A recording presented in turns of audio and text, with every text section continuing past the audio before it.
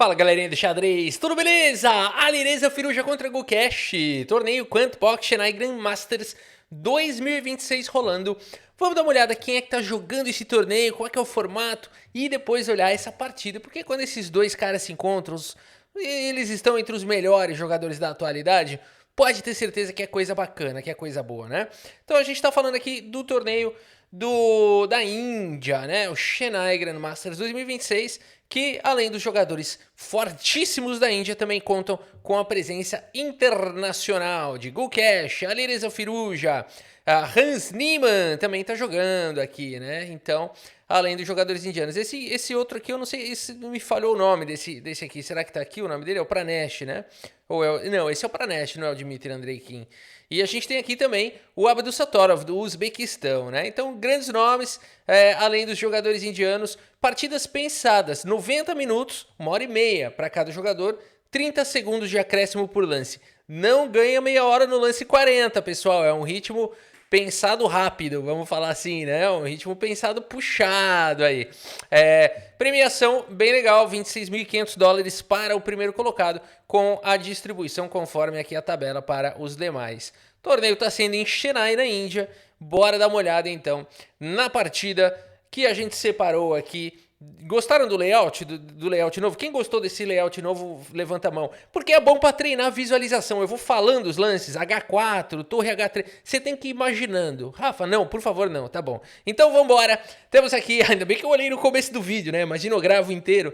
Agora já aconteceu. Alireza Firuja abre aqui com o peão do rei.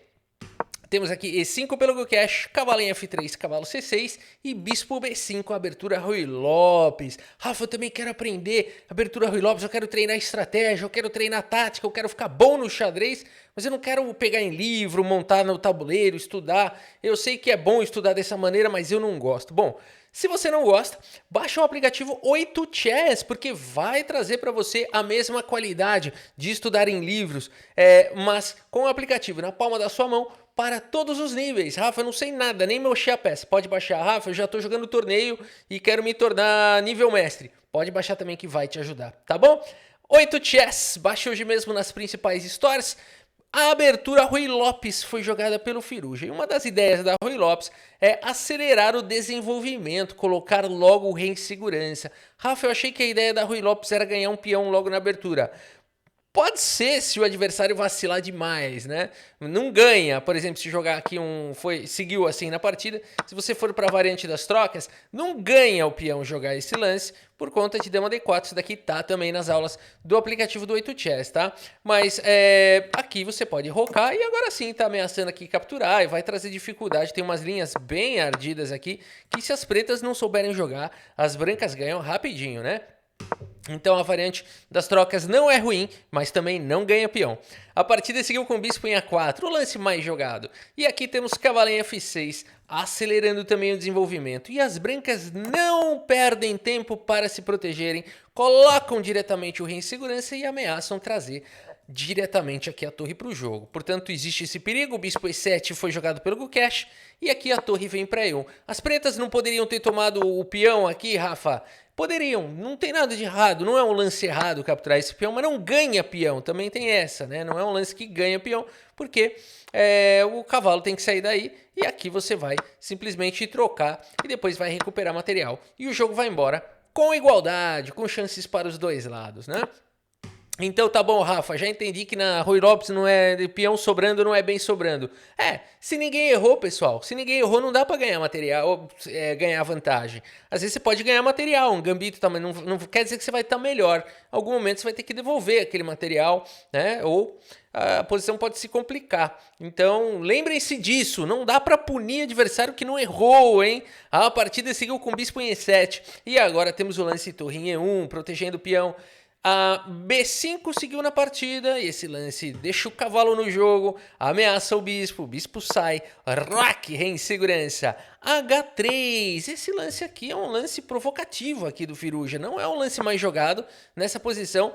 Você pode jogar esse lance que pode cair numa variante Marshall, que é bem agressiva, aqui com D5, né?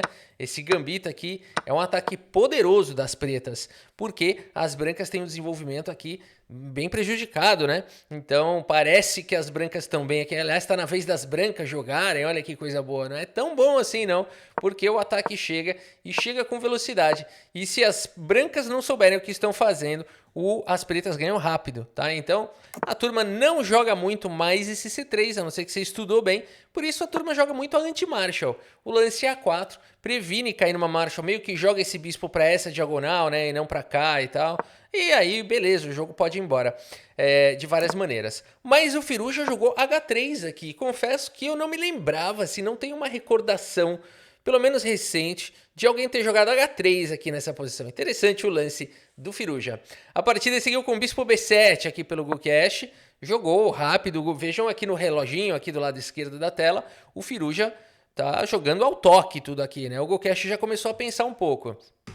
D3 foi jogado, D6 foi jogado pelo Gukesh e Bispo D2 segue o desarrolho. Acho que esse lance é para evitar o lance cavalo A5, provavelmente.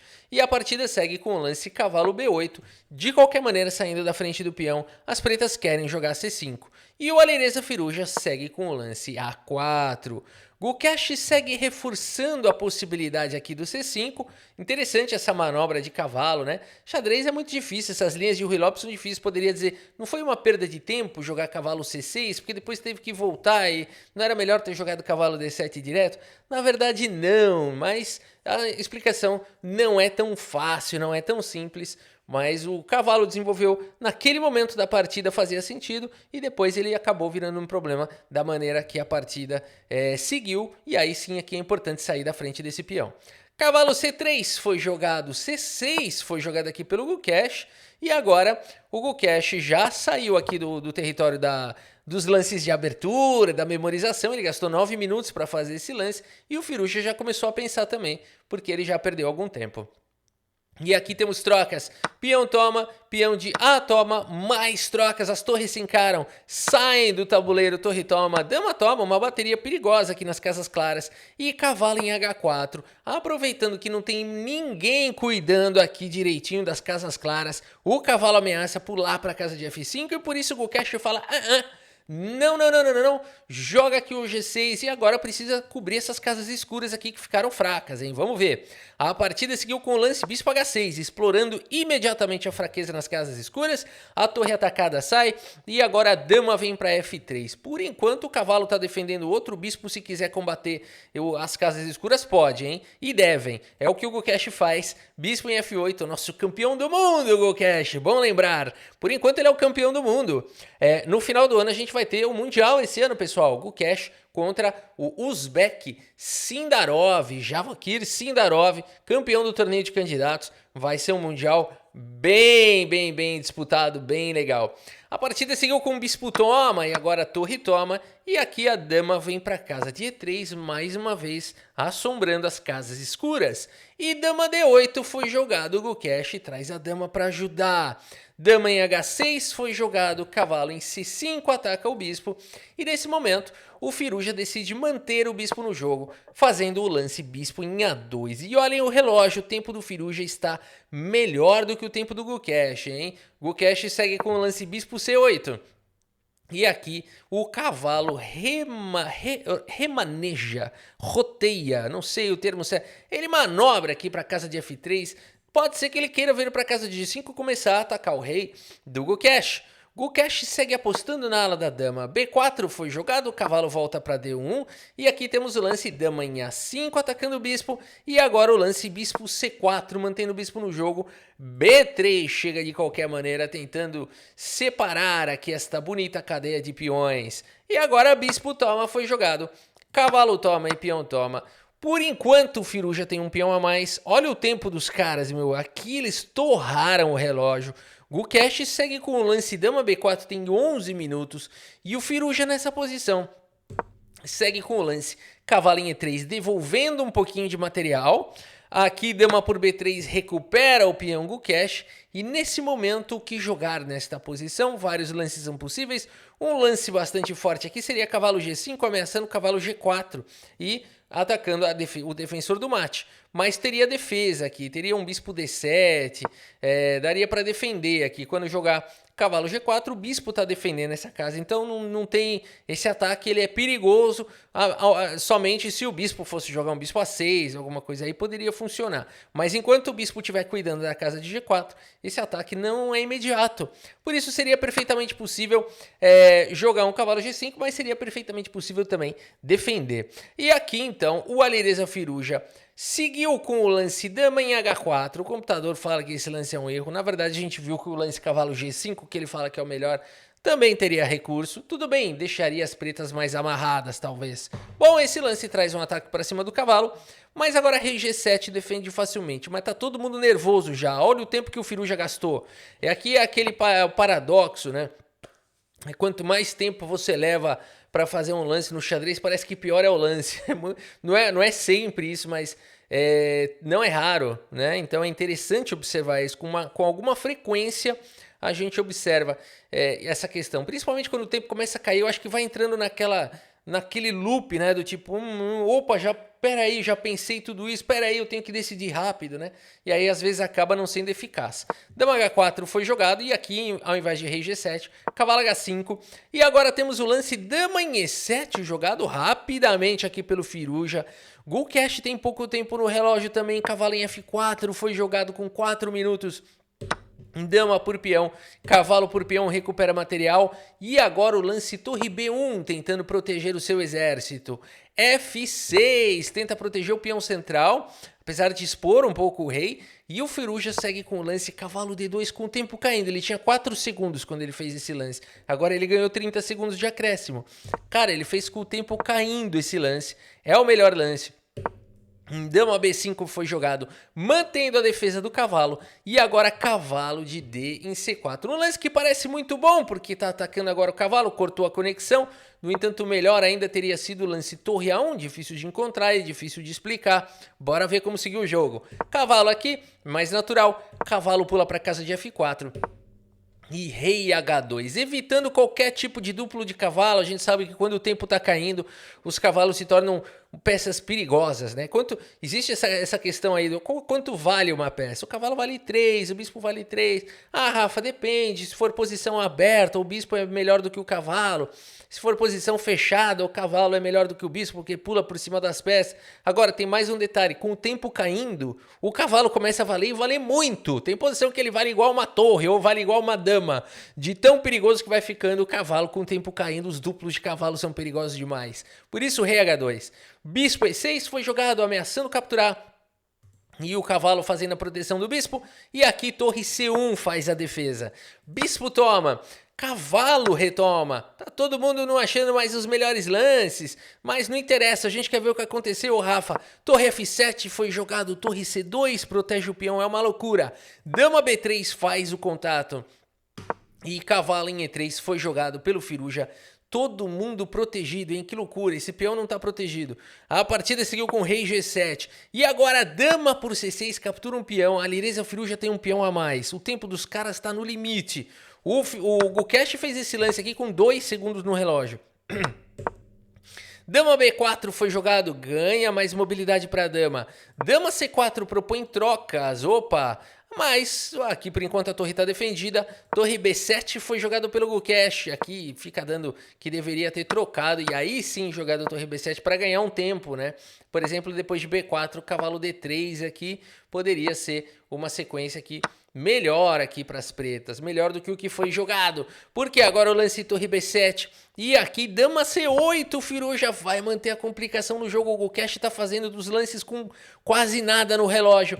Torre F7 foi jogado, dama vem para E8, também não é o melhor, torre C7 teria sido mais forçante, aqui dama E8 foi jogado e agora dá para jogar o lance dama em E1, difícil de encontrar esse lance, mas seria muito, muito forte, na verdade é o único lance que permite as pretas ainda lutarem, o lance dama em E1. Então, por exemplo, aqui dama em E1, vejam que as brancas não estão tendo um ataque aqui, por exemplo, se jogarem esse lance aqui para tentar vir para cima do rei, na verdade não está ameaçando nada, né? Porque dama G8, rei escapa, dama H8, rei escapa, não tem sequência esse ataque. Ah, mas vai perder a torre. Então vamos ver aqui a continuação. Cavalo em E2, se dama em G8 com cheque para ganhar a torre, na verdade, as pretas dão checkmate, né? Então notem que realmente tem que jogar esse lance dama em E1, mas o Gukesh, com o tempo caindo, entrou no desespero, jogou o lance torre 7, que parece ser bom, mas não é.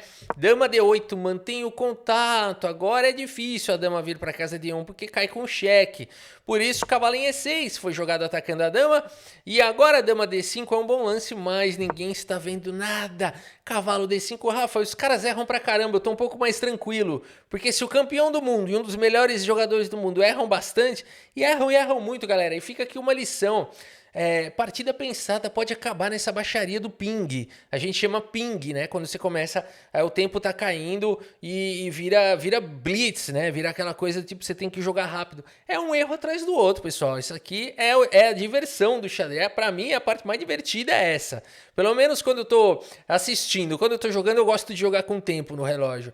Mas quando eu tô assistindo, é o mais divertido de tudo. Você vê peça voando, caindo, o relógio cai da mesa, chama o árbitro, os caras começam a discutir, foi você que derrubou o relógio, foi você, não. Aí vira, parece futebol, parece, né? Nem parece mais que tá jogando xadrez. É a parte divertida, na minha opinião. Assistir os ping, as baixarias de ping. A partida seguiu com cavalo por dama. E agora cavalo por dama, temos trocas. Torre vem para B7, pesa para cima do cavalo, cavalo centraliza e a partida segue com equilíbrio. E aqui as pretas têm que jogar o lance torre B3, mas jogaram o lance cavalo em E6 e agora o peão dispara com velocidade. F5 o Gukesh tenta o contra-jogo, torre vem para C6, pressão no cavalo, rei protege, B5 jogado pelo Firuja. Que lance é esse aí? Tem um golpe tático aqui. Se o Gukesh tomar o peão, quem é que já enxergou aí? Qual que é o problema desse lance? O que as brancas jogam agora? Se você enxergou, parabéns, você é um bom jogador com os cavalos, né? Aqui o problema é esse, galera. O que a gente fala do valor do cavalo, né? Quando o tempo tá caindo. É um monstro. Por isso esse avanço de peão é venenoso. E quando o Firuja faz um lance desses, cara, pode ter certeza que tem um veneno tático. Ele é muito tático. O Gukesh também é rápido. Seguiu com o cavalo D4. Torre C7 com cheque. Melhor teria sido torre F6, mas não importa. Isso a gente quer ver como seguiu o jogo. Torre toma, cavalo toma, rei E7. E agora B6 dispara o peão. Rei D6 encosta. E o cavalo vem para D5. Tudo igual, tudo equilibrado. No entanto, é mais fácil de jogar de brancas, porque as brancas têm um peão passado disparando. O rei encosta. F3 protege o peão central. Temos trocas e a partida segue com o lance cavalo B3, mas agora rei G3 ativa o rei, uau, cavalo D2 para arriba do peão e cavalo em F6 faz a proteção, abandona este, mas vai para cima dos demais, esse é o ponto. Rei por B6, e agora você gostaria de capturar esse peão, mas você não quer perder esse, e por isso o lance natural foi jogado rei F2, esse lance é ruim. Até mesmo cavalo por peão é melhor. O melhor lance seria rei H4, deixando o cavalo aqui protegendo e o rei vai para cima desses caras e dispara o peão da coluna H. Mas essa leitura não foi feita com velocidade e por isso o rei F2 foi jogado e agora tem H6, que poderia salvar a vida do Gukesh, apesar da posição ainda parecer bem difícil. Mas H5 foi jogado não, porque agora não defende mais esse cara e agora a partida segue com cavalo D7 com cheque. Notem a diferença aqui, ó. É importante mostrar. Rafa, esse aqui não teria também esse cheque? Rei C7, cavalo por E5?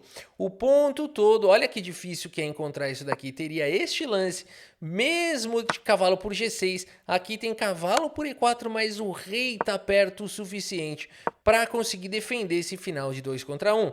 Do jeito que seguiu na partida é mais dramático, porque agora cavalo captura, e aqui atacando esses dois peões, e agora depois de cavalo por E4 com cheque, o rei vem para E3 e o cavalo atacado sai, mas cai aqui o peão de G6, esse é o ponto todo.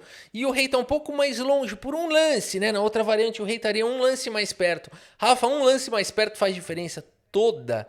Rei D6 foi jogado, é tarde demais, rei invade, rei F4, cavalo D5 com cheque, o rei já encosta no peão, cavalo em E3 e agora cavalo em F4 protege, rei E5 ataca o cavalo, se o rei capturar esse peão empata e por isso o lance segue com G3 salvando o peão e agora sim ameaçando capturar. Rei E4 foi jogado, mantém o contato no cavalo, cavalo por H5 são 2 peões a mais, um só dá para sacrificar no final, depois de trocar 2 é complicado. Rei F3 foi jogado G4, o peão tá seguro. Cavalo D1, porque se fosse, ó, só esse peão aqui, ó, acabou, sacrificava, né? Então, aqui, cavalo D1 foi jogado, mas depois de simplesmente cavalo F6, abrindo alas para o peão passar. Aqui, Hugo Cash, meus amigos, o campeão do mundo, abandona aqui a partida. Abandonou porque não dá mais, galera. Precisão maior do Alireza Firu já foi mais consistente, mas a gente vê aqui no gráfico a loucura, a grande batalha, erro de todo lado, e mesmo assim a precisão dos caras foi bem alta, né? O torneio começou pegando fogo, vamos ver a classificação aqui da galera no campeonato, tá vai ser muito legal esse torneio, são vários dias, né? E vai ser bem legal. A gente tem o Firuja por enquanto na liderança. Na segunda colocação, Arjun ou Erigaiser. Aqui temos Nihal Sarin com 1,5, Andrei Kim e o Abdusattorov com 1,5. Hans Niemann, dois empates e uma derrota. Não tá bem o Hans Niemann, não tá bem o Gokesh, não tá bem o Pranesh. Os três com 1 ponto. Olha a distância que o Firuja já ganhou pra cima dessa galera, hein? O Firuja tá bombando. Aliás, eu nem ia fazer isso, mas vamos ver um negócio aqui, ó. Vamos ver o ranking mundial aqui. Olha, mudou um pouquinho aqui o layout. Aqui temos o seguinte, galera. Magnus Carlsen na primeira colocação. Caruana. Ficou bom, hein? Bonitinho com as fotos. Sindarov, número 4 do mundo, que vai disputar o campeonato mundial. O Keimer ganhou 16 pontos. O que ele andou jogando, hein? Antigamente podia clicar aqui e via o que influenciou aqui esse placar. Eles tiraram aquela funcionalidade. Era legal, hein? Aqui o Wesley So, Abdusattorov. Quem que a gente queria ver? O Firuja. Tá ganhando 8 pontos aqui. E 2.757. Em Irigaise também, 2.761. Cara, esse torneio vai mexer na classificação da galera. Pode ser uma boa oportunidade para Firuja e Irigaise, hein? Muito bem. E o Hugo Cash, cara, ele deve estar na posição aqui, 28ª. Não tá bem o Hugo Cash. Pode ser que ele caia dos 2.700, hein, pessoal? Quem diria? O nosso campeão do mundo aí tá perigando sair do hall de jogadores dos super grandes mestres, né? Abaixo dele e acima de 2.700, somente esses, o Andrei Kim e o Yangui, o Magsudulu e o Samuel, The Kingbreaker, Sevian.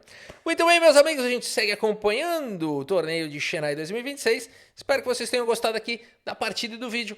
Muito obrigado pela sua audiência, um grande abraço para todos vocês e até a próxima. Valeu!